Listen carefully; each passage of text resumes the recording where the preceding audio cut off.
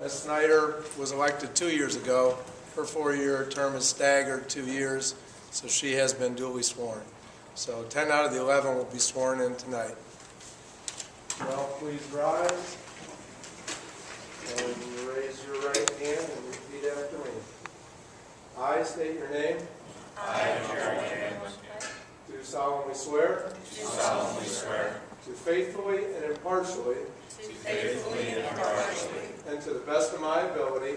and to the best of my ability, Discharge my duties as city councilor. discharge my duties as city councilor, And at all times. and at all times I shall uphold the Constitution of the United States of America. I shall uphold the Constitution of the United States of America, The Constitution of the State of Ohio. the Constitution of the State of Ohio, The Charter and ordinances of the City of Cuyahoga Falls. the Charter and ordinances of the City of Cuyahoga Falls, And the rules of City Council. and the rules of City Council. So help me God. So help me God. Thank you. Congratulations. Repeat after me.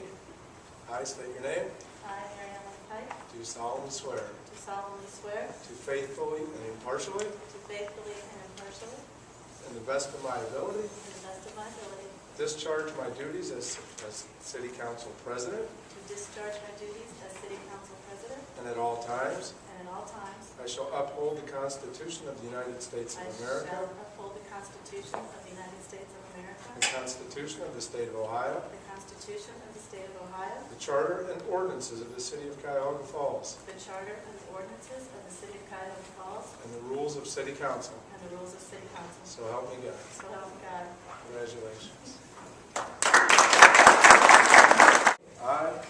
I, state your name, Paul Janis, do solemnly swear do solemnly swear to faithfully and impartially, to faithfully and impartially, and to the best of my ability, and to the best of my ability, discharge my duties as City Council Clerk. discharge my duties as City Council Clerk, And at all times and at all times I shall uphold the Constitution of the United States of America. I shall uphold the Constitution of the United States of America, The Constitution of the State of Ohio. the Constitution of the State of Ohio, The Charter and ordinances of the City of Cuyahoga Falls. the Charter and ordinances of the City of Cuyahoga And Falls, the rules of City Council. and the rules of City Council. So help me God. So help me God. Congratulations. Thank you. Start out with Service Director. My appointee for that is Mr. Eric Zetley. 30 years of public service. His credentials speak for himself. In the public sector, the constituents work for ODOT as well. Just a dedicated public servant. And before I even get into these, I guess I should have started that all 4 of the appointees, including myself, have been drug tested, nicotine tested. We all passed.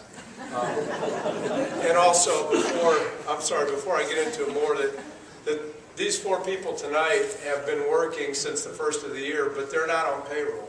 They've been working for no pay, have logged well over 100 hours of their own time, and have been dedicated, again, and they're not on payroll. They don't have emails yet because they're not officially an employee.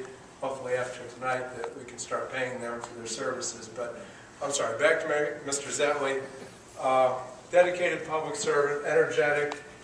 When I came into work, he had already been out for an hour or 2 in a snowplow, riding around in a truck. So I think that speaks worlds for his dedication. I do have a couple questions.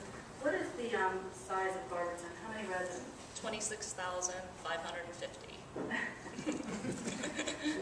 Well, minus 1.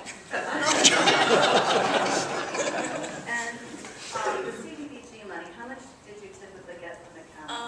From the county, we get Barberton gets theirs directly from HUD. Okay. So Barberton is a direct entitlement because of its low income status. And this past year, they, 630,000. 630.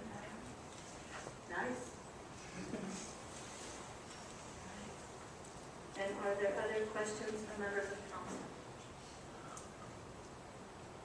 Members of the public? Welcome aboard, Mr. Sheriff. Thank you. We have the Director of Laws here tonight, Russ Balthus. He's my appointee. Has worked in Columbus, first with the Attorney General's office and then in private practice as well, but has dealt with a lot of the public issues in all that time. Energetic, ready to hit the ground. He's already worked, I couldn't tell you how many hours. Glad they're not billable just yet, but he's going to do a great job. Spectacular guy, and we're glad to have him on. He sounds excited. We talked this afternoon, very energetic, young. I felt a little old, but welcome aboard. My background is public finance.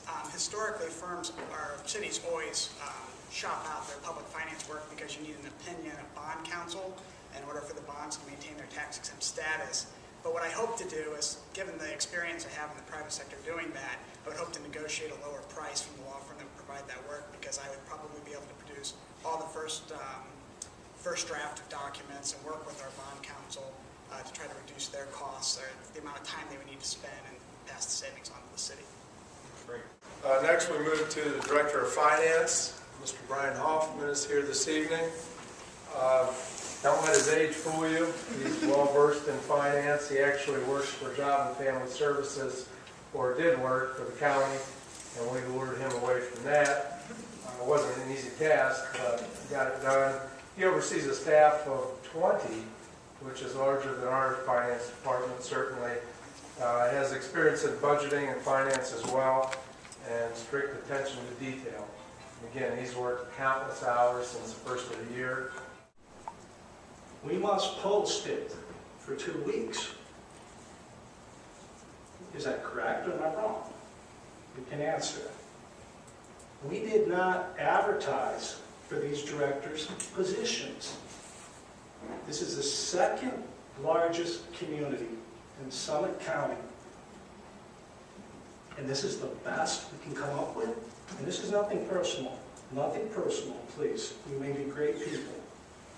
But the people that we had as directors previously had years of experience.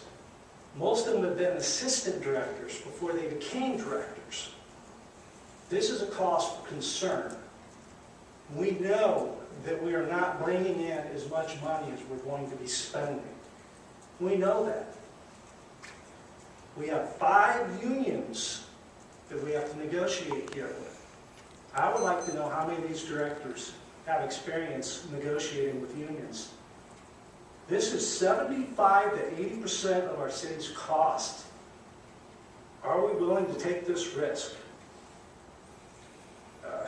Boy, I just shake my head. Council, I call upon you to do the right thing. Protect our city. We really need to. Thank you for your comments, Mr. Leiter. I would like to add that here's directors, so they do not fall under that part of the city's ordinances. But they're even more important. Maybe we need to change the charter. Any other comments from the public?